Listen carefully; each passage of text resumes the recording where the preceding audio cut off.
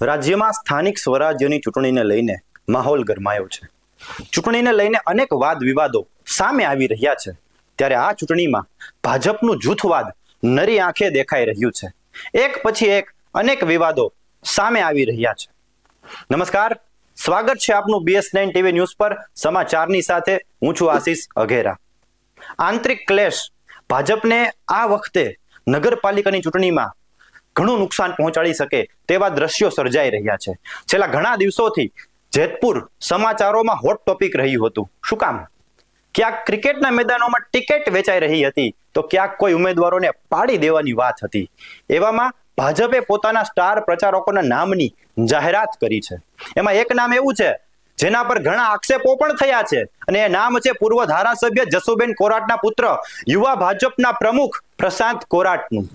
પ્રશાંત કોરાટ પર પૂર્વ પ્રમુખ સુરેશ સખલિયાએ પોતાની ટિકિટ કપાયાનો ગંભીર આક્ષેપ પણ લગાવ્યો હતો, જેને લઈને ભાજપમાં ખળભળાટ મચ્યો હતો. આ મુદ્દા ઉપર વાત કરવા અમારી સાથે જોડાઈ ગયા છે જેતપુરના વરિષ્ઠ પત્રકાર મનોજ પારઘી. હેલો મનોજભાઈ.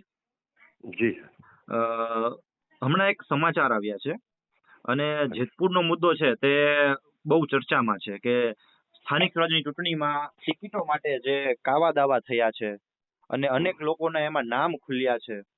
એમાં પણ સુરેશભાઈ સખરેલિયાએ આક્ષેપ કર્યો હતો કે મારી ટિકિટ કપાવવામાં પાછળ હાથ પ્રશાંતભાઈ કોરાટનો હતો. એ મુદ્દે આપ શું કહેશો? એની વાતની શરૂઆત તો ત્યાંથી કરીશ કે સુરેશભાઈ સખરેલિયાએ જ્યારે આ સ્ટેટમેન્ટ ઓન વિડીયો આપ્યું ત્યારે એને એ નથી ખબર પોતાને કે પોતાના રાજકીય માણસ ગણાવે છે કે એને એવો શબ્દ વાપર્યો હતો કે જસુબેન કોરાટ જ્યારે અથવા તો એમના ઘરવાળા સવજીભાઈ કોરાટ જ્યારે લડતા હતા અને જીતતા હતા જે કંઈ પણ, ત્યારે 2000 લીડ મળતી હતી. એને ખ્યાલ નહીં હોય કે જસુબેન કોરાટ જ્યારે જીત્યા ને પહેલી ચૂંટણી ત્યારે એને 45,000 લીડ મળી હતી.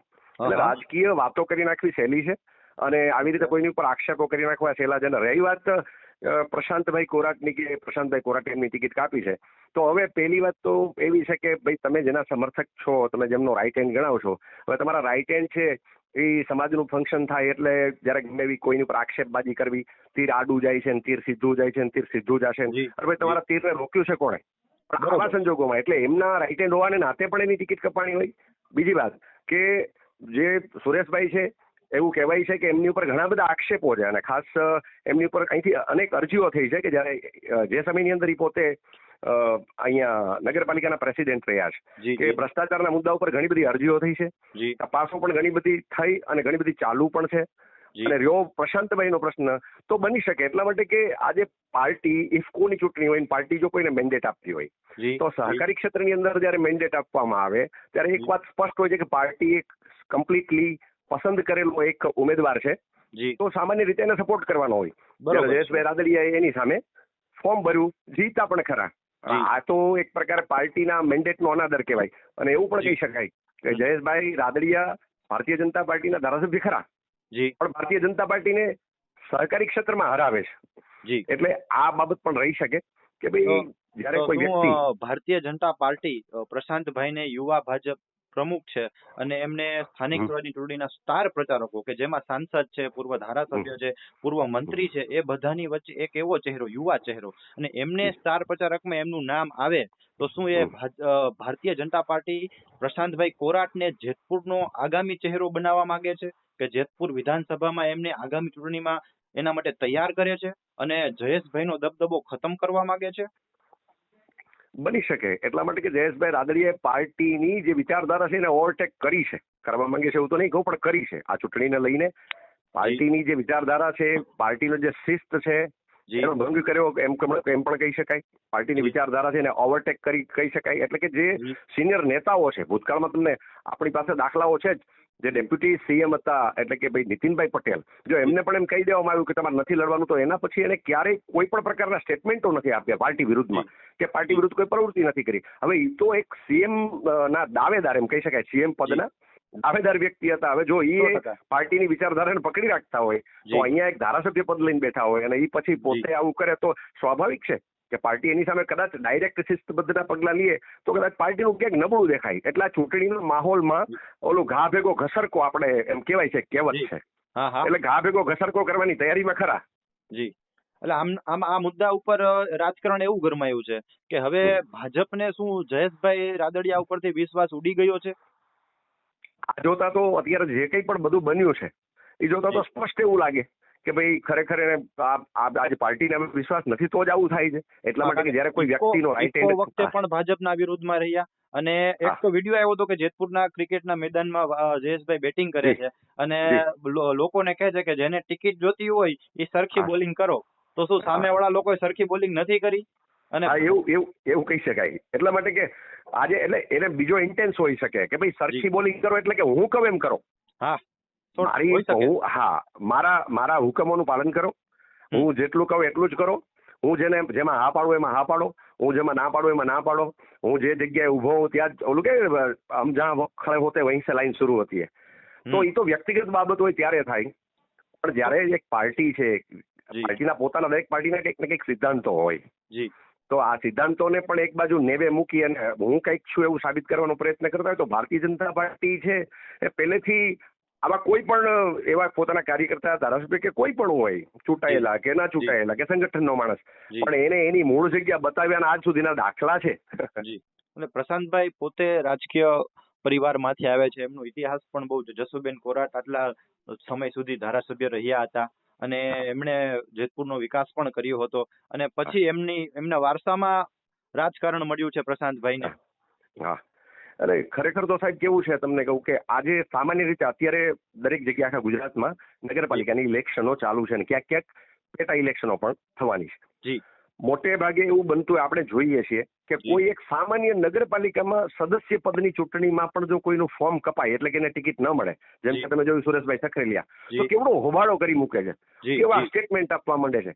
એની સામે જસુબેન કોરાટ હોય કે ભાઈ પ્રશાંતભાઈ કોરાટ હોય, એમને ટિકિટ નથી મળી એક સમયની અંદર, દાવો કર્યો પછી, અને પોતે એક સમયમાં જસુબેનની વાત કરીએ તો ધારાસભ્ય રહી ચૂક્યા છે. એમના સ્વર્ગવાસી પતિ એ પણ ધારાસભ્ય રહી ચૂક્યા છે, કેબિનેટ મંત્રી રહી ચૂક્યા છે, જસુબેન કેબિનેટ મંત્રી રહી ચૂક્યા છે. અને છતાંય જયારે પક્ષે ટિકિટ નથી આપી ત્યારે આ લોકોનું ખરેખર જો કોરાટ પરિવારનો કોઈ પ્લસ પોઈન્ટ હોય ને તો એ આ છે કે એને પક્ષની જે વિચારધારા છે એને પકડી રાખી છે અને પક્ષના આદેશને એને શિરોમાન્ય ગણ્યો છે. એને ક્યારેય એની સામે નથી થયા કે ભાઈ નહીં આમ નહીં. હવે એક સામાન્ય સભ્યપદની ટિકિટ કપાઈ અને સુરેશભાઈ સખરેલિયા છે એ આમ ફૂફાડા મારવા માંડે અને સીધી કોન્ફરન્સો બોલાવવા માંડે, બધા લોકોને ભેગા કરે, મારી ભેગા 42 છે ને 42 આમ કરી નાખે. એને તો એટલું બધું જોરમાં કહી દીધું કે અપક્ષો પણ મારી સાથે છે. અરે ભાઈ, અપક્ષો તમારી સામે ચૂંટણી લડવા આવ્યા છે, તમારી સાથે કેવી રીતે હોય? પણ એમ કહેવાય કે ભાઈ કલ્પેશભાઈ રાંક અને સુરેશભાઈની ટિકિટ કપાણી અને બીજા જે 40 લોકોએ ફોર્મ પરત ખેંચવાની વાત કરી તો એ કોઈને દબાણમાં આવીને કહી દીધી કે પછી પોતાનો ટેકો જાહેર કરવા માટે કહી દીધી? સાહેબ, અત્યારે પરિસ્થિતિ એવી હોય છે કે આપણે એમ કહેવાય ને કે જ્યાંથી જે લોકો ટિકિટ આપે છે અથવા તો ટિકિટ આપવામાં એનું સમર્થન કરે છે એ લોકોથી તો સેજે ડરવાના છે, કારણ કે એને સ્પષ્ટ જ કર્યું. અને એક ચિત્ર હોય કોઈ પણ જગ્યાએ જયારે ટિકિટની બાંટણી થતી હોય, આપવાની થતી હોય ને, ત્યારે એક ચિત્ર હોય કે ભાઈ જયેશભાઈ રાદડિયા ટિકિટ આપશે અથવા તો એમના કોઈ પણ જે ઓબ્ઝર્વર છે એ ટિકિટ આપશે અથવા તો સુરેશભાઈ આપશે. તો અહીંયાનો જે માહોલ હતો ને એવો હતો કે ભાઈ જયેશભાઈ અને સુરેશભાઈ જે નક્કી કરે ને એને ટિકિટ મળે. હવે આ રાજકારણ તો એવું છે કે માનો કે અત્યારે એને સપોર્ટ ન કરે તો લોકોને ડર હોય, કારણ કે આ સ્થાનિક રાજકારણ જેતપુરની વાત કરીએ તો અત્યારે મુદ્દો છે અને લોકો પાસે એટલી બધી વિચાર લાંબા નથી હોતા કે ભાઈ આમાં આ લોકો જો એક વખત ટિકિટ આપ્યા પછી કાપી શકે એવું નથી હોતું. એના માટે પાર્ટીને જવાબ દેવા પડતા હોય મેન્ડેટ આપ્યા પછી. પણ લોકો જે ભારતીય જનતા પાર્ટીના જેને મેન્ડેટ મળ્યું છે ને એને માનસિક જ એવું થઈ ગયું કે ભાઈ જે છે તે આ છે, એક માહોલ આખો એવો ઉભો કરી દીધો કે ભાઈ આ લોકો છે ને હજી તમને ટિકિટ કાપી શકે. એટલે આજે અમુક લોકોને લાંબી તપસ્યા પછી ટિકિટ મળી હોય, રાજકારણમાં વર્ષોથી બેઠા હોય, ભાજપ માટે પક્ષ સર્વોપરી. હા, એટલે જયારે આવા કિસ્સાની અંદર બનતું હોય ત્યારે માણસને એમ થાય કે હવે આને મારે સપોર્ટ હું નહીં કરું તો વળી મારી ટિકિટ કપાશે તો. અને ખરેખર તો જે લોકો ટિકિટ ખાસ કરીને જેતપુરમાં મળી છે એની આખી તમે એનાલિસિસ કરો તો જે ભારતીય જનતા પાર્ટીના એવા લોકોને મળી છે કે ભારતીય જનતા પાર્ટીના સામાન્ય કાર્યકર્તાઓ કે સક્રિય કાર્યકર્તાઓ નથી. જે વ્યક્તિ લડતા હતા એટલે આ લોકોની એક નિયમો બનાવ્યા હતા આ લોકો કે 60 વર્ષ અથવા 60 વર્ષથી ઉપરનાને નહીં અને એવી જ રીતે 3 ટર્મ જીતેલા હોય એમને નહીં. તો 3 ટર્મ જીતેલો વ્યક્તિ છે તો એના દીકરાની વહુને ટિકિટ મળે છે, એમના ભત્રીજાને મળે છે, એમની ભાભીને મળે છે. અરે તો આનો અર્થ શું થયો? આ તો એક પ્રકારનો સગાવાદ થયો. જી, તો પરિવાર. જે 25 વર્ષથી 30 વર્ષથી જે લોકો પાર્ટીની ખુરશીઓ ઉપાડે છે, બુંગણો ઉપાડે છે, જી પાથરણા ઉપાડે જે લોકો, એને શું સમજવાનું? એટલે એક આમ ગણો તો અસંતોષ પણ એટલો બધો છે જેતપુરની અંદર, પણ કોઈ બહાર નથી આવતું. કારણ કે વળી એમ થાય કે આપણે ક્યાંક ને ક્યાંક વિવાદ નડશે. ભાજપમાં બહુ બધી જગ્યાએ જોવા મળ્યા છે.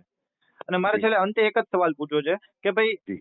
પ્રશાંતભાઈ કોરાટ અને યુવા ભાજપ જેતપુરના પ્રમુખ છે અને એને પ્રચાર સ્ટાર પ્રચારકમાં એનું નામ છે, તો આગામી દિવસોમાં શું આપણે એને જેતપુરમાં ધારાસભ્યની સીટ ઉપરથી ભાજપના ઉમેદવાર બનીને લડવાની ગણતરી છે? ભાજપ એમને એના માટે તૈયાર કરી રહ્યા છે?